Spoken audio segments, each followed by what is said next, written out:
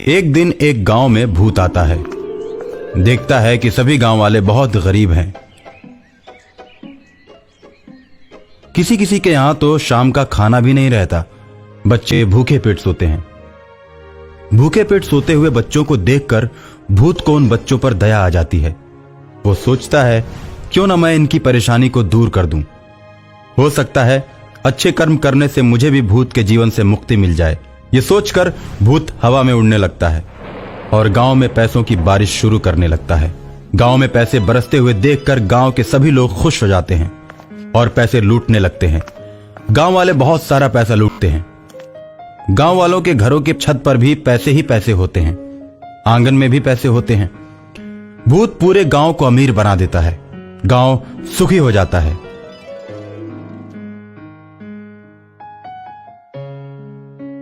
गांव के सभी लोग भर भर पेट भोजन करने लगते हैं।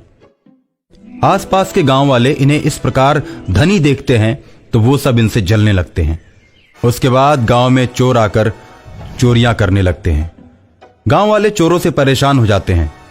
गांव वालों को परेशान देखकर भूत सोचता है, मेरे पैसे बरसाने की वजह से इस गांव में चोरियां होनी शुरू हो गई हैं।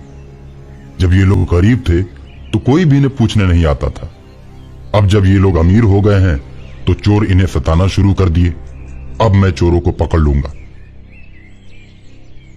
रात में चोर चोरी करने के लिए मुखिया के घर पहुंचते हैं। जैसे ही घर में जाते हैं भूत बाहर से दरवाजा बंद कर देता है और चोर चोर चिल्लाने लगता है। गांव में किसी के चिल्लाने की आवाज सुनकर गांव वाले जग जाते हैं। चोर चोर चिल्लाने की आवाज मुखिया के घर की तरफ से आ रही थी और लोग दौड़कर मुखिया के घर की तरफ जाते हैं। मुखिया का भी पूरा परिवार जग जाता है। सभी के इकट्ठा हो जाने के बाद लोग दरवाजे को खोलते हैं और चारों चोरों को पकड़ लेते हैं। चारों चोरों को पकड़कर लोग खूब मारते हैं और मारने के बाद चोरों को ले जाकर पुलिस के हवाले कर देते हैं। पुलिस भी चोरों को खूब मारती है और जेल में बंद कर देती है। उसके बाद गांव में चोरी की घटनाएं बंद हो जाती हैं। भूत गांव वालों को खुशहाल देखकर बहुत ही खुश होता है और गांव वाले सोचते हैं, आखिर पैसा बरसाने के पीछे किसका हाथ है? चोरों के आने के बाद दरवाजे पर कुंडी किसने लगाया? इन सब बातों पर मुखिया के साथ गांव के लोग चौपाल पर विचार करते हैं। दरवाजे पर कुंडी तो मेरे परिवार के किसी सदस्य ने नहीं लगाया। मुझे तो लगता है कि कोई अदृश्य शक्ति हमारे पूरे गांव की मदद कर रही है। हमें उस शक्ति की पूजा करनी चाहिए, चाहे वो जैसी भी हो, जिस रूप में हो। वो हम लोगों का भला सोचती है। हाँ, आखिर उस अदृश्य शक्ति के बारे में हम लोगों को कैसे पता चलेगा? लोग अभी बात कर ही रहे होते हैं कि भूत प्रकट हो जाता है और कहता है, मैं इसी गांव में रहने वाले रामदीन का लड़का हूँ। कुछ वर्षों पहले स्कूल से आते समय एक प्रेत ने आम के बगीचे में मुझे मार दिया था।